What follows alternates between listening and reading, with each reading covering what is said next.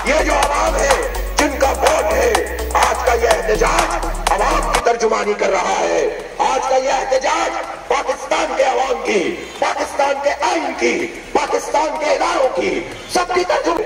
आज का यह एहतजाज पाकिस्तान के अवाम की, पाकिस्तान के आइन की, पाकिस्तान के इदारों की, सबकी तर्जुमानी कर रहा है कि मजाक खत्म करो। हमें इदारे भी अजीज हैं, हमें इलेक्शन कमीशन भी ठीक करना चाहते हैं, हम आवाम का मैंडेट भी लेना चाहते हैं।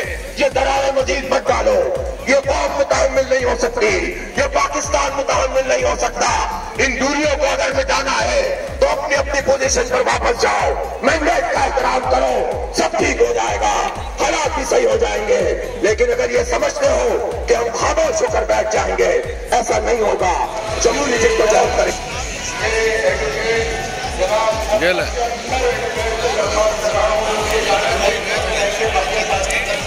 अच्छा, एक काम और करें अमित साहब, हमारे एहतजाजी धरना इस वक्त यहाँ पर जारी है। यहाँ पर तीनों पार्टियों का ये मुश्तरका एहतजाज है और ये तीनों पार्टियां इस सूबे की नुमाइंदा पार्टियां हैं, अवाम की नुमाइंदा कुव्वतें हैं, जिनको लाखों की तादाद में